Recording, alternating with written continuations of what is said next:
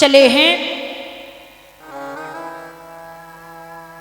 एक शंका होती है कि राजा सम्राट था, सम्राट होने के बाद भी काशी में बिकने क्यों गया, जबकि 60 भार सोना राजा और भी थे, काशी में ही क्यों गया, कोई भी खरीद सकता था। पहला राजा हरिश्चंद्र के पिता त्रिशंकु, जो अभी कथा श्रवण कराई थी, उनको गधे से मनुष्य मैतरानी ने काशी नगरिया में ही बनाया था और ये कहा था कि हमें हमारे यहाँ आपका पुत्र 100 घड़ों जल भरे।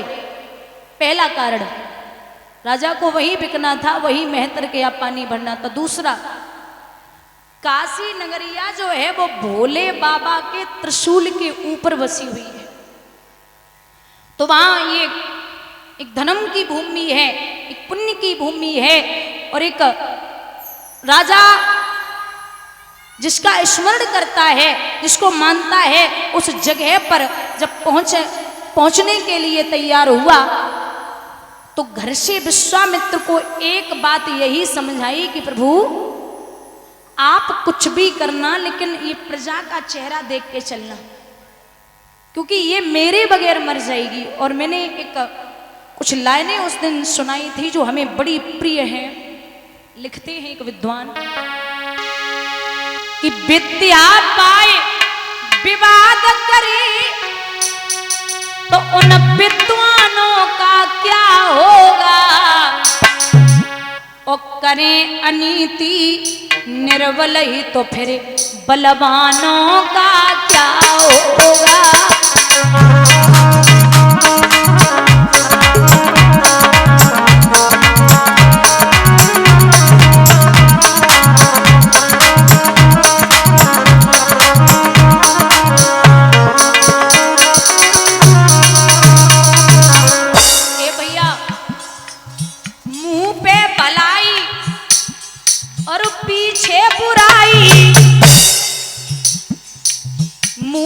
भलाई और पीछे बुराई, ऐसे सम्मानों का क्या होगा,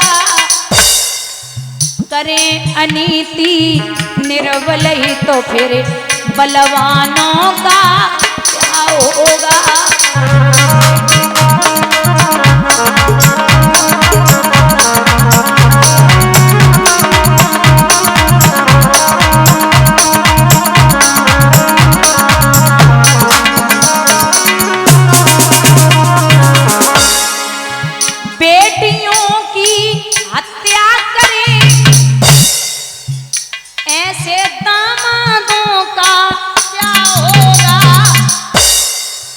माता पिता की सेवा करें न, ऐसे संतानों का क्या होगा।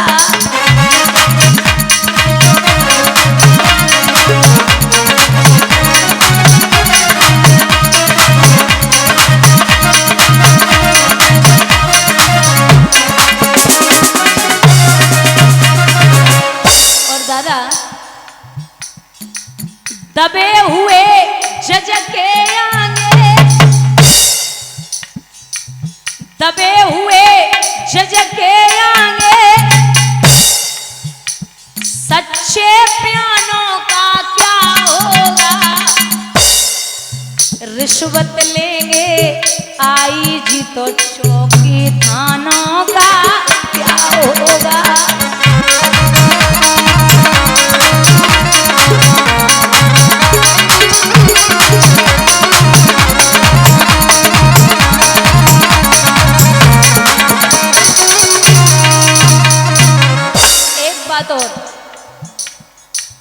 जानकार ही दगा करे,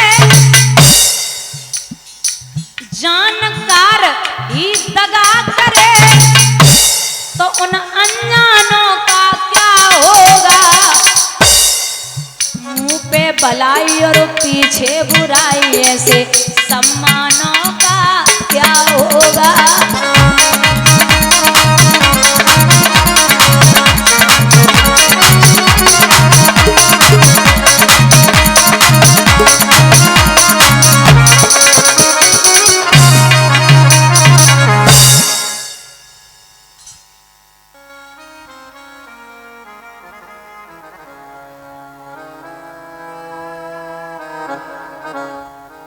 यहाँ चले, गर्मी का महीना चला नहीं जा रहा।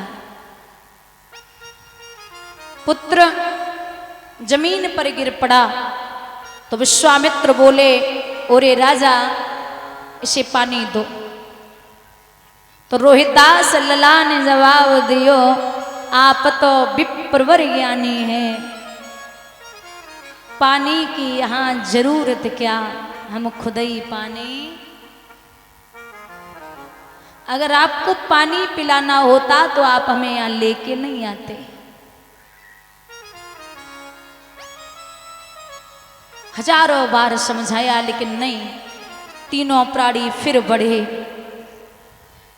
काशी नगरिया में पहुंचे तो आवाज लगाई है, हे काशी के लोगों, अभी तक आपने सब्जी का और पशुओं का बाजार देखा होगा, लेकिन आज एक नया बाजार लगा है जो है इंसानों का, और सबकी कीमत 20-20 भार सोना है।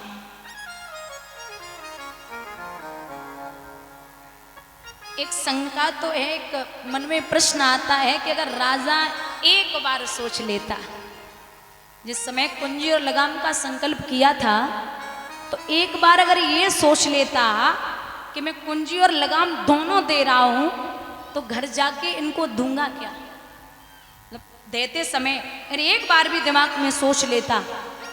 तभी तो कहते हैं ना कि कोई भी कार्य करो तो सोच समझ के करो, चाहे वो छोटा कार्य हो या बड़ा कार्य हो, बहुत सोचना है तभी कार्य करना है। एक छोटी सी कहानी आती है कि राजा के 3 बेटे थे। माताओं ध्यान से सुनना, तीनों बेटों में राजा ने बड़े बेटे को बुलाया और कहा, ये बताइए, जैसे कोई अपराधी अपराध करके आ रहा है तो उसे आप क्या सजा दोगे? बोले फांसी। दूसरे बेटे से पूछा, जैसे अपराधी अपराध करके आ रहा है तो उसे आप क्या सजा दोगे? बोले फांसी। तीसरे बेटे से कहा कि कोई अपराधी अपराध करके आ रहा है तो उसे आप क्या सजा दोगे? तो तीसरा बेटा जवाब देता है कि पिताजी, अगर कोई अपराधी, मान के चलो कोई बता रहा कि अपराधी और आ गया मेरी सभा में, तो मैं उससे पूरी बात पूछूंगा, बिना सोचे समझे सजा नहीं दूंगा। क्यों? बोले सुनिए पिताजी, एक राजा के यहाँ तोता पला था और वो राजा उस तोते को बड़ा प्रेम करते थे। एक दिन उस तोते ने अनुमति मांगी कि मैं 4 दिन के लिए अपने परिवार से मिलने जा रहा हूं, तो तोता निकल गया, राजा ने अनुमति दे दी। 4 दिन बाद तोता वापस आ रहा था तो उसे रास्ते में एक ऐसा वृक्ष मिला जिस वृक्ष पर फल लगे थे कि जो बूढ़ा आदमी खा ले तो वो जवान हो जाए और जो जवान खा ले वो जवान रहे। ये फल तोते ने तोड़ा, मुंह में दबाया और लेकर के चला। जब लेकर के चला, रास्ते में नींद आ गई। किनके डेले जी? ये बच्चे किसके हैं भाई?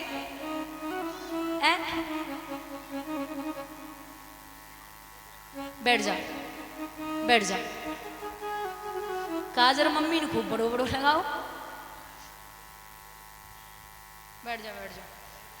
भैया, तोता वापस आ रहा था तो वो फल दबा के चला, बीच रास्ते में नींद आ गई तो वो सो गया। अचानक जब सोया तक सर्प ने उस फल को जूठा कर दिया। तोता सो के उठा, उसने फिर वो फल लिया और सीधा राजा के दरबार में पहुंचा। प्रणाम। राजा बोले आइए, परिवार से मिलके अच्छा लगा? बोले जी बहुत अच्छा लगा। अच्छा ये मुंह में क्या है? मालिक ये फल है। कैसा फल है? मालिक आप खा लोगे तो आप एक समझ लो अमर हो जाओगे। ये ऐसा फल है, आप जवान रहेंगे, बूढ़े नहीं होंगे। राजा बोले लाओ। तो जैसे ही वो फल राजा ने इशारा दिया कि लाइए, उससे पहले राजा के दिमाग में आया कि सिपाहियों, हमारे यहाँ एक कुत्ता कुत्ता पला है स्वान, उस कुत्ते को एक तरफ से फल काट के डाल दो, क्योंकि मैं स्वान को बहुत प्रेम करता हूं। अब वो फल था झूठा सर्प का, जैसे ही काट के कुत्ते को डाला, महाराज तुरंत के तुरंत कुत्ता मर गया। और जैसे ही स्वान मरा, राजा आग बबूला हो गया, मुझे मारने के लिए फल लाया था, जाओ सिपाहियों जिंदा जमीन में गड़वा दो। तोते को बिना सोचे समझे तोता चिल्लाता रहा, महाराज मेरी बात तो सुनिए, आप मेरी बात तो सुने, बिना सोचे समझे आप सजा दे रहे, एक बार सुन लो, पूरी बात सुनो। लेकिन राजा ने क्रोध में कुछ नहीं सोचा समझा, सीधा जिंदा जमीन में जलवा दिया। तोता जब मर गया, राजा ने वो फल लंबा फेंकवा दिया और जवाब दिया कि इस फल से जो वृक्ष उगे, और वृक्ष आने के बाद जो फल लगे, उन फलों को कोई नहीं खाएगा, ये ऐलान करवा दो।